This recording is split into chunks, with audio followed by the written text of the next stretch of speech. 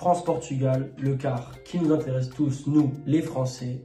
Je vais vous faire un petit prono. Voilà. Qui suis-je pour faire un prono? J'en sais rien, mais ça me fait plaisir.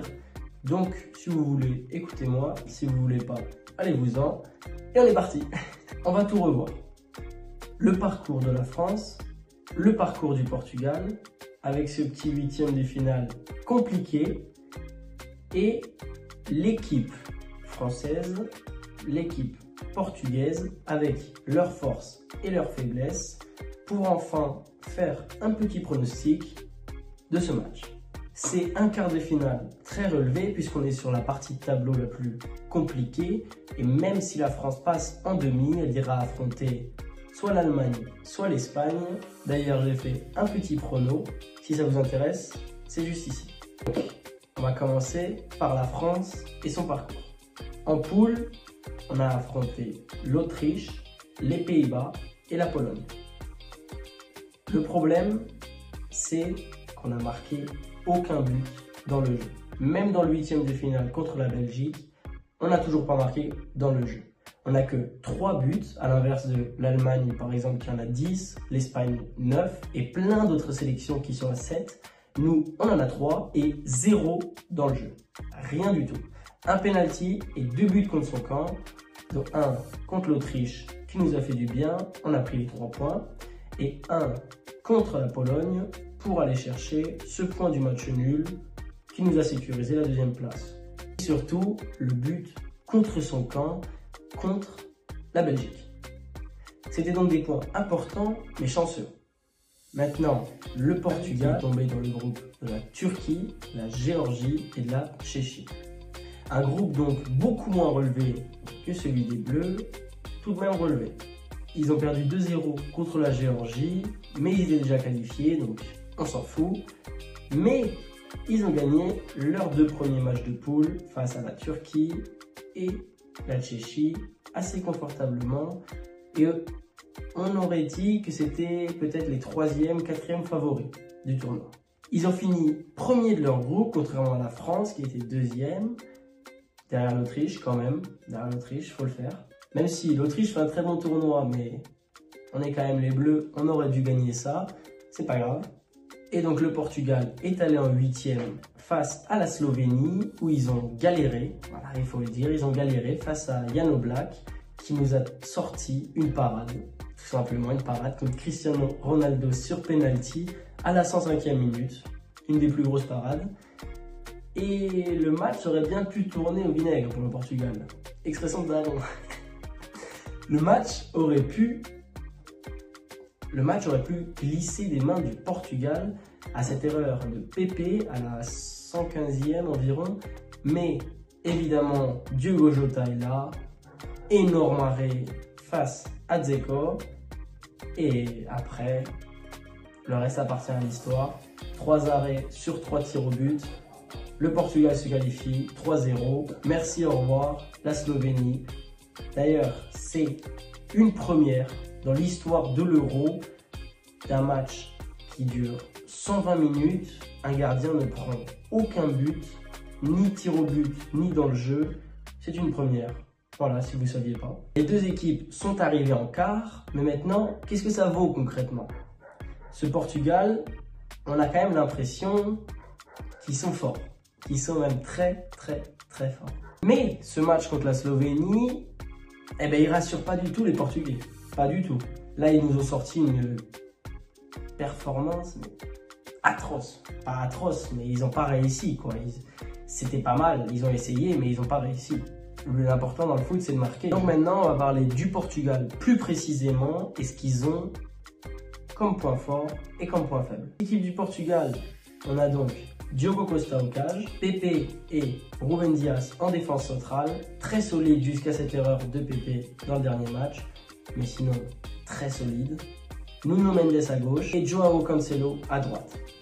Au milieu, on retrouve Vitinha et Palhinha en tant que milieu plutôt défensif, avec Fernandes, Rafael Leao et Bernardo Silva pour compléter les ailes. Avec un Ronaldo devant qui commence à se faire vieux, ça se sent dans ce tournoi, il n'est pas si bon que ça. même si demain, il peut nous sortir une performance hors du commun, hein, ça reste quand même Cristiano Ronaldo. Mais bon, voilà, on sent qu'il joue les 90 minutes, il a joué les 4 matchs, seul joueur avec Diogo Costa à avoir joué les 4 matchs, parce que le Portugal, vu qu'ils étaient déjà qualifiés, ils ont fait tourner. Mais on sent que c'est parce qu'il a une expérience et pas vraiment parce qu'il apporte quelque chose à l'équipe. On a par exemple ce coup franc tiré contre la Slovénie. Le mec, il est excentré, il est à 40 mètres et il la tire quand même. En tout cas, on a une équipe très forte, très solide, qui est très bien huilée et joue bien ensemble, même si on n'est pas encore au niveau de l'Espagne. Et attention, parce qu'en sortie de banc, on a Francisco Conceição. Je sais pas trop comment le dire, Mais en tout cas, Francisco Conceição, j'espère que je le dis bien. Je suis désolé mes petits portugais si je le dis mal. Qui fait mal, qui fait très mal et qui est absolument excellent. Qui fait un Euro très bon, très dangereux, très rapide, très jeune. C'est un nouveau, je ne le connaissais pas. Avant cet Euro, je ne le connaissais pas. Mais il est vraiment pas mal. Ce Portugal, c'est pas comme l'Espagne qui excelle en attaque ou comme la France qui excelle en défense. Eux, ils sont bons partout. Mais ils excellent nulle part. Et c'est ça le point rouge pour moi de ce Portugal. C'est que si les individualités ne fonctionnent pas, il n'y a rien qui va. Si Rafael Leao sort un mauvais match, il n'y a rien qui va. Si Bernardo Silva, si Vitinha, si Bruno Fernandes sortent un mauvais match, il n'y a rien qui va. Et donc voilà, c'est compliqué parce qu'on doit absolument se reposer sur des joueurs, sur des qualités individuelles.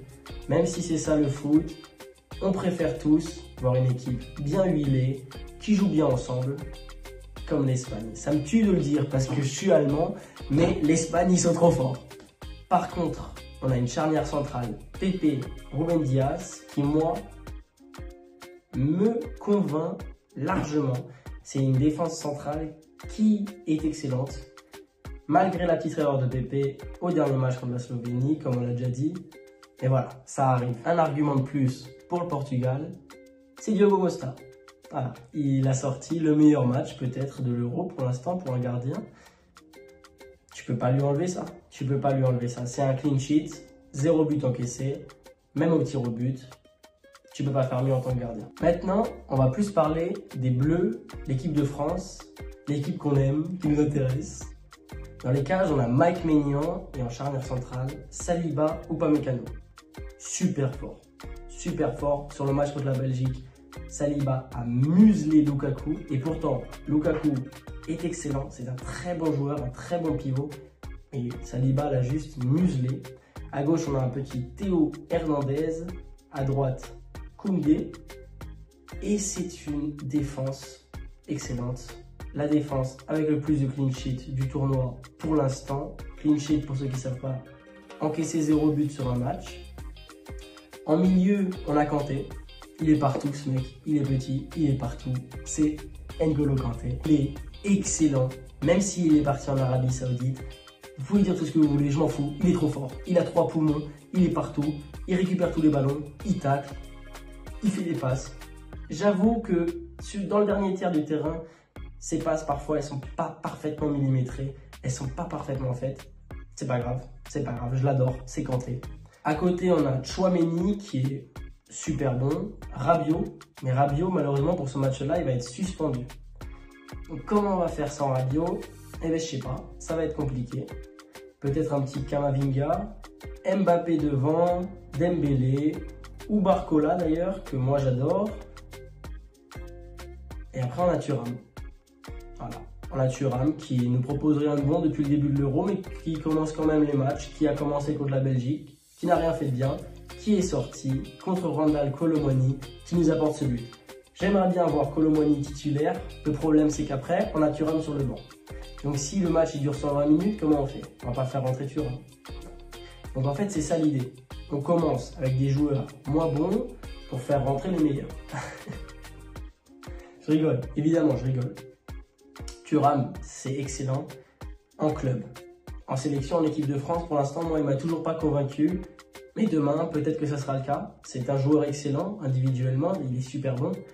Mais pour l'instant, il n'est pas encore rentré complètement dans cette idée-là qu'à l'équipe de France. Je pense qu'on se retrouve plus sur un bloc bas, peut-être un match pas très beau demain, parce que c'est deux blocs bas qui vont s'affronter, qui prennent pas beaucoup de risques.